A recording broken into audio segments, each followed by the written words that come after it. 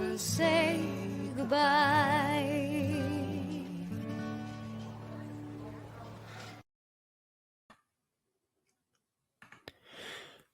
What is going on, guys? This is Skyhound, also known as Geek Archivist Pierce.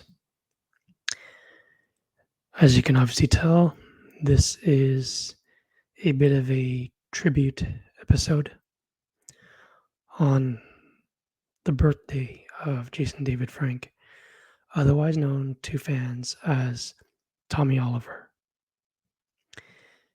Now, I will admit, when I first heard about the news, I was really unsure. And despite learning about it from a relative of mine, who then showed me the Instagram posts of some of the actors that knew him, I was like, is it a joke? Is this even real? And then I had to wait for the news media to weigh in to make it official. And then once it hit, I was in utter disbelief, like many around the world. Despite never getting the chance to meet him physically face to face, I am still grateful for that one time in 2020 at New Year's Day where he was on the Legend of the White Dragon account doing a live stream. And thankfully, I hopped in at the right time and, had a quick chat with him.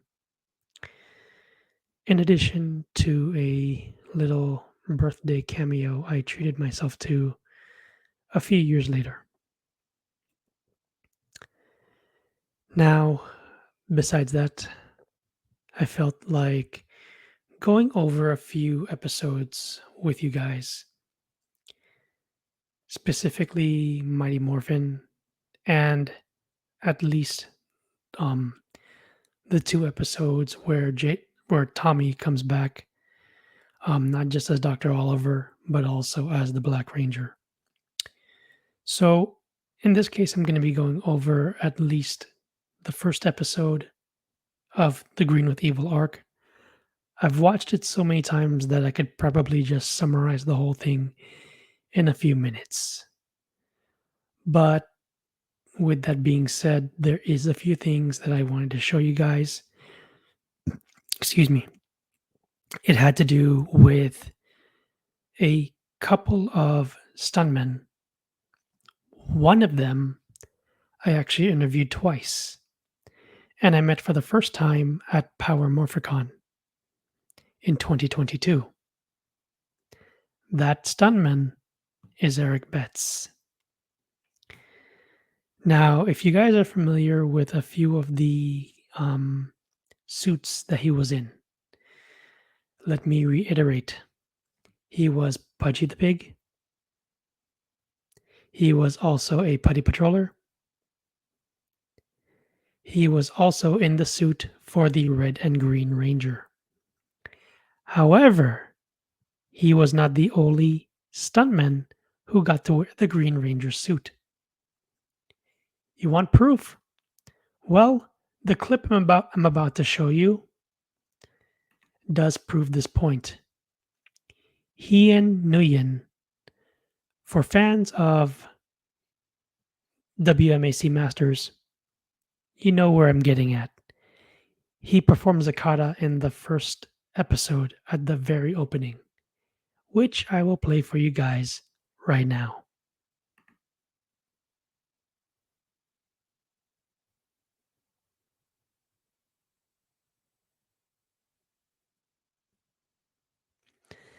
Now that short 9-second clip is just him performing there. I forgot the exact details as to how that happened, but I'm sure he answered that question somewhere. Now, on top of that, I wanted to share with you guys a little something, and it had to do with when I first met the guy. Specifically, Mr. Betts.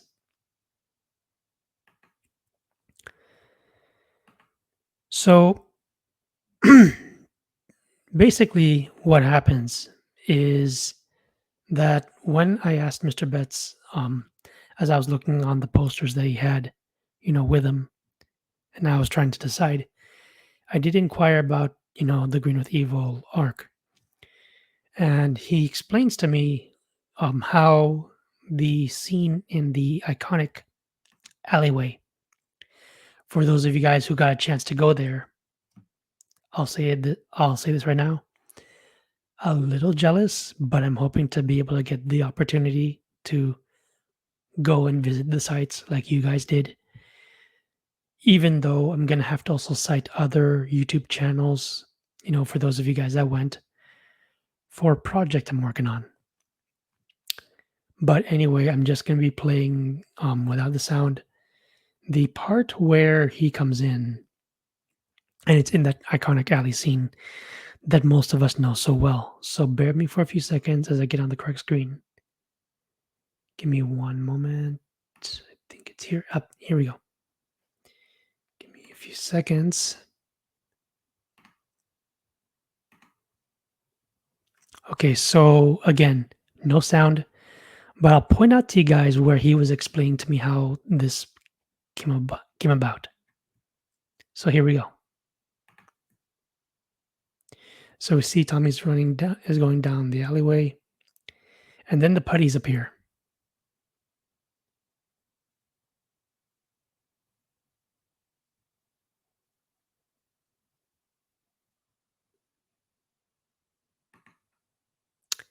Okay, so why did I pause it at this section?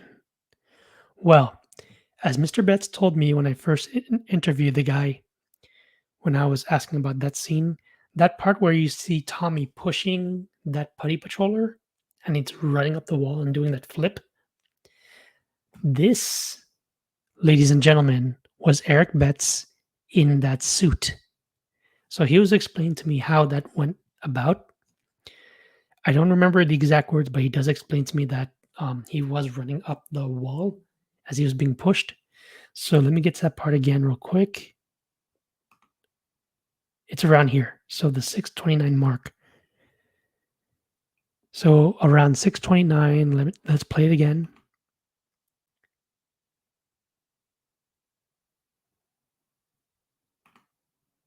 Around 635. So doing the math, 629 to 635, that's about 6 seconds. That length. But anyway, let's continue that part right there. Tommy gets grabbed, throws another one down. He does take them all out eventually. And then I think there's a part right here. I don't think that was him. Okay, so Tommy does grab that trash can lid. I think that was Erik Betts that got kicked down, or it's probably that one. But the common problem with these is that you can't tell who's who.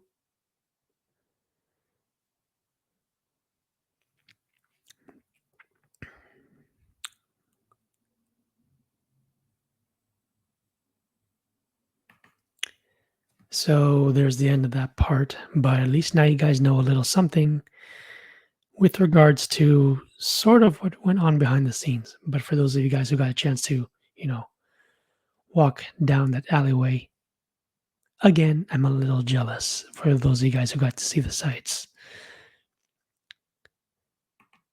But now you know a little something there regarding, what went on in that episode.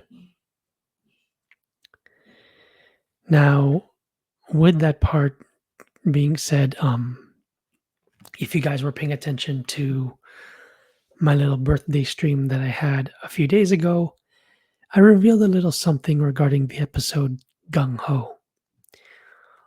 But with that being said, let's get straight to the part that I wanted to, show you guys.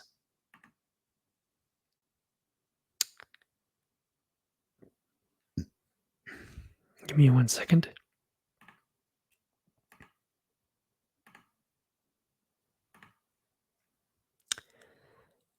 So Erik Betts was definitely in that ninja suit. If you guys are wondering, that's him right there. Now, if you guys were paying attention to the little clip that I showed you guys on my birthday stream, you now know who the second ninja is. It's the one that I slightly cut off there because I was trying to find the exact moment. It's this guy right here. If you guys go back to, that section of my stream, you'll find the answer from there. I'm not going to give the name. That's up for you guys to find if you are interested.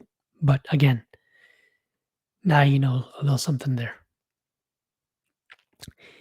And I do recall, excuse me. Now I do recall that when it came to the fight, towards the end, Mr. Betts did tell me that, yeah, Austin St. John and Jason David Frank knew that it was him under, the ninja getup towards the end. But let's get to that particular part. Again, I'm not going to be doing it with the sound. I'm doing it without. So let's just watch that part.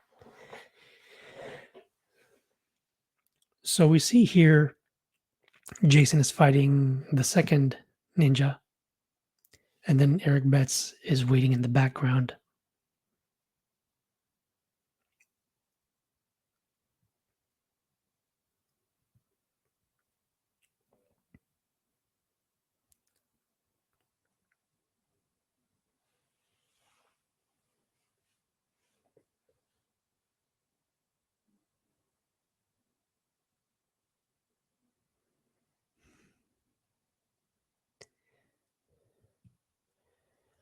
Although now that I'm watching it again, I could be wrong that the one Jason fought was actually Erik Betts. But then again, this looks like it might be him going against Jason David Frank. I'll have to ask him again when I get the chance. You know what? Hold the thought. Actually, I take that back. No. No. Jason David Frank was fighting Mr. Betts on this one. The one that we see now waiting is the other ninja.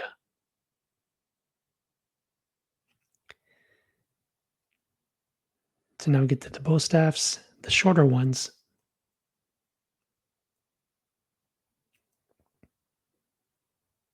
Again, we see that it is Erik Betts doing this one. And then you have the second ninja there. And in the background, on one shot right there, you see the... Oh, geez, I'm trying to remember the term already. The practice swords. So, again, Mr. Betts is the one facing against JDF on this one. Oh, shinais. I'm tripping again. Shinais are the practice swords that you see also in Kendo.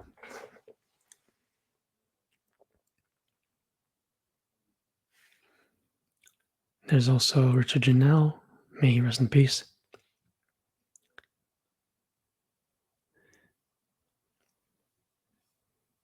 And now we have doubles.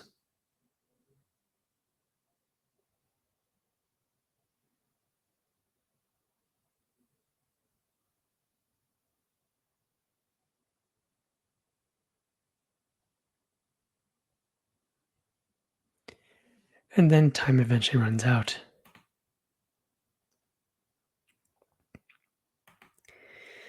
Yeah, I'm not surprised. You guys saw I had a little bit of a brain fart trying to remember terminology here because I don't know. Some parts I remember, other parts I don't. But then as soon as I remembered, I'm hearing the lines in my head. I'm like, come on, dude, you got this. And then it hit. So now you guys know a little something there. But I'm not entirely embarrassed to say the least that, some parts you do remember, other parts you don't. When you watch some of these episodes after a while, you're kind of like, how long has it been since I've seen this? I mean, I grew myself a lot on certain things. I mean, seriously, I'm not the only fan that has forgotten certain details after you haven't revisited certain things in a long time. You think you know it, but you don't know it entirely. I'm just saying.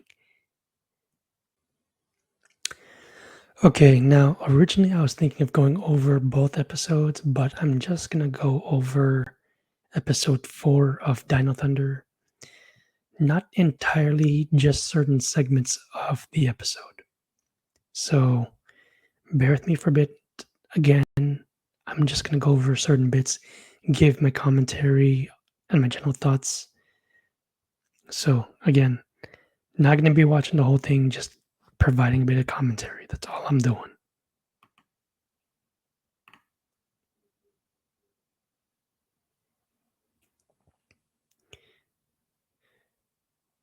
So again, I'm not going to be doing the whole thing with audio. And I will say this. I like the performance of Mr. Gaines, who does the voice of Mesagog.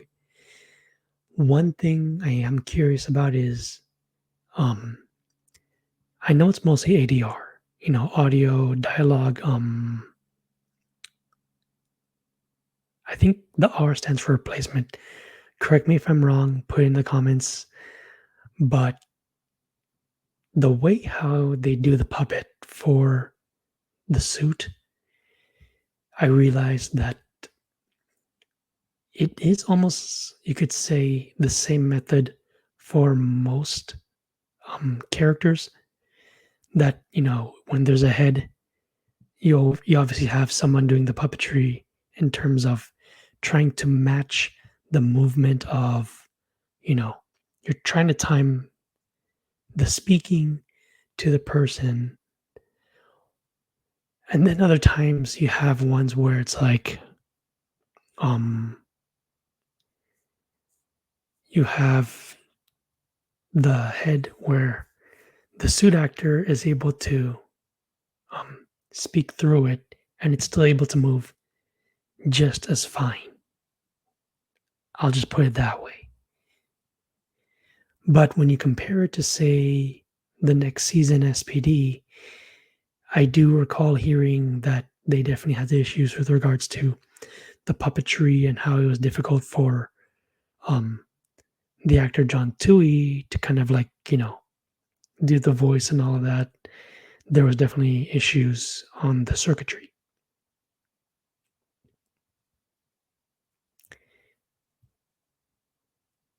Funny thing is, when I saw this episode, when it first aired, I did enjoy the commentary done by Jason David Frank, but part of me kept wondering, how do I put this? Oh yeah, whether the person who was providing the information like knew it or like had a general idea of some of the seasons and what went on, and then just had to summarize it. So I don't know. But what I do realize is that for some of this stuff, I'm likely going to have to poke around online, whether or not, certain scriptwriters are still alive. That's the question. Now, as this is going on, I will say this. I want to give a quick shout out to a particular cosplayer that I follow on Twitter. It goes by the name of Dustin. I know he has his own YouTube channel. And before I forget,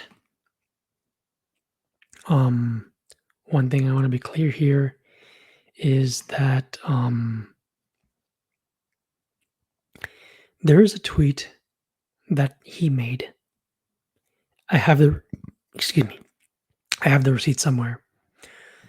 But what I do recall, and he does point this out, for some fans, I mean, as harsh as I have to sound, there are certain questions that, as I often say before, most of the actors I don't care what season. Some of them don't know most stuff. Some of them have watched the Sentai. Most have not. Most have not watched certain seasons. So why bother asking the question? You feel me?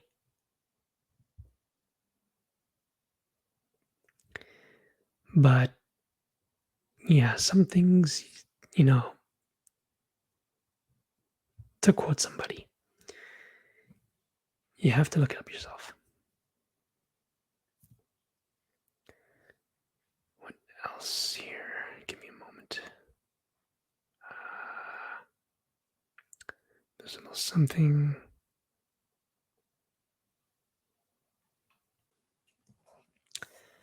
Okay, so I'm just going to be bouncing around here, even though I am kind of playing it at certain points. This part, obviously, is with the switching of passing the torch, if you will. They do kind of give a bit of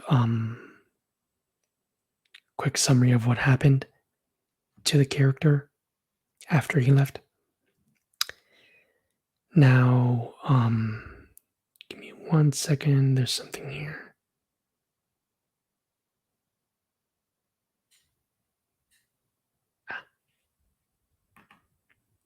So around here, obviously, for those who watched Turbo knew that they were going to be doing a switch. I want to give a quick shout out to Catherine Sutherland and Nakia Brees. They do explain on their channel, Power Rangers Playback, what went on after they received notification that, they're no longer going to be part of the show. Now, with regards to Catherine's character's successor, Cassie, played by Patricia Jolie, as shown here, I have pointed out that I did meet her twice. And, for those who are likely asking about, why she wasn't at conventions, some of us eventually learned the answer. So you're going to have to poke around. Now, for those of you guys who asked about, Sullivan Ward, who plays TJ, what does he remember about, JDF? If you guys happen to know of any interviews where that was done, do let me know. Or in this case, I could probably just look it up myself. But anyway, looking through some of these, I do recall that,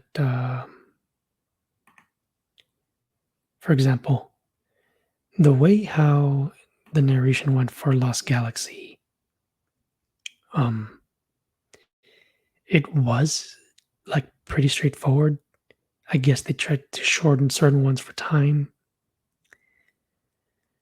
But for some of the other ones, I'm thinking to myself, I think it's more on the writer than it was with JDF narrating it. So again, I think some parts of it they did right, other parts of it they did wrong. But again, looking at it, I think for the time constraints that they had for it, they did okay on some parts. Editing wise, I think they did a good job on it, like how they integrate each one. But the part that still gives me a silly grin on my face is right when they're about to get to the season of Ninja Storm. And Connor is the one that has to explain to the others, why don't you type in Ninja Storm? And they're giving this odd look. They're like, what? And so he has to explain the whole thing. And then, of course, JDF goes through the whole narration of what happened from there. But obviously, I will admit the writing on this one was actually pretty good. but there is a little bit that I have some gripes with, and it had to do with the Sixth Ranger. I'll get to that part at the end. Overall, I will say that when it leads to episode 5, I gotta say that the way how they had that build up was actually really good. But before I forget, there is a little something I wanted to share that I didn't get the chance to last time, so bear with me. Um,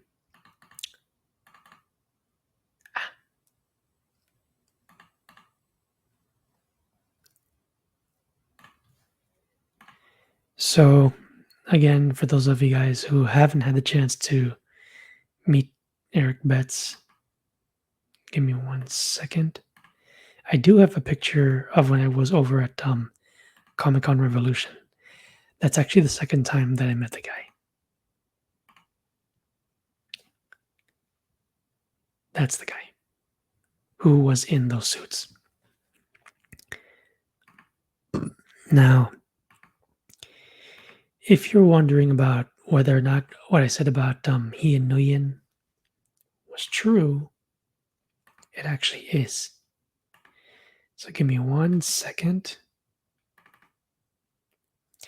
This is something that I bought from the guy a few months ago.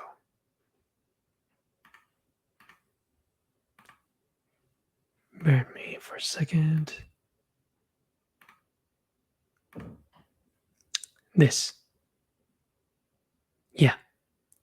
Now you guys know. This was from WMAC Masters. Obviously, he played Tsunami, as you can see here. But it's not just this. He also, obviously, for some people know, he was the White Ranger in the 95 film. He also got a chance to wear the Ninjetti suit. For those of you guys who finally got a chance to meet him, now you know a few things, but I bet you didn't know that he played certain other characters. Although, if you guys did get a chance to meet him, I am curious about what questions you guys asked. But yeah, this is just a little bit of a tribute video. And before I forget, I know I tried doing this poem thing once, and I want to be clear. If you guys did watch my little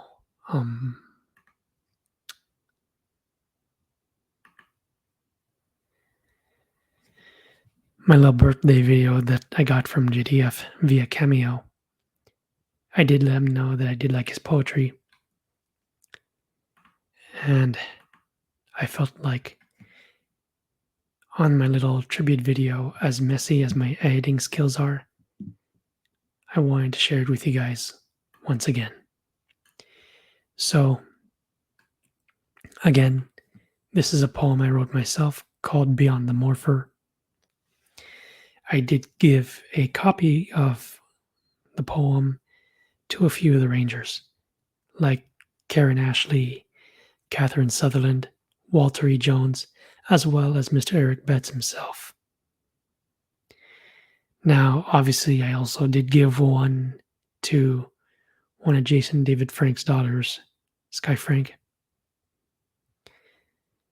along with a green headband, as you guys saw with, episode 1 of Green with Evil. That is the exact same headband that JDF's character wore. And I got that from the vendor Sentai Jackets. So, with that being said, this is the poem that I wrote called Beyond the Morpher. Hope you guys enjoy. A spark of light has been put out of the world. To many of us, he was a hero and an icon. To others, he was a friend, colleague, and a co-star. Jason David Frank had many facets beyond his initial character on television. He was a father, a husband, a role model, a fighter, and a teacher. For many fans, including myself, he went beyond the morpher. He took the time to listen to various stories of fans around the world, how he changed their lives, both on and off screen. He took the time to bond, to listen, to inspire, and to lift up others, young and old alike. But through all that, there was a facade that many of us couldn't see. The struggles of mental illness, that invisible mask that one wears, but it keeps threatening to slip off. An unheard cry for help. The circumstances aren't always known to many. So when I received word about his passing and the manner in how it was done, I was shocked, sad, confused, and upset. Another legend gone too soon. His poetry, while thought-provoking and well put together, gave a tiny look into what was going on. A raging battle inside that few understand. He inspired me and told many to try and reach out, lend an open ear, and work hard. Thank you for the memories, Mr. Frank. Although our time to talk was brief, it was memorable to me. From one poet to another. Rest easy, Dr. Oliver. Once a ranger, always a ranger. And with that, I hope you guys enjoyed this little tribute to not just a fallen hero, but a father, a mentor, and an inspiration to many. This has been Skyhound, also known as Geek Archivist Pierce. As always, stay safe, stay sane, and as my good friend Orange Hat would say, stay humble. May the power protect you. Peace.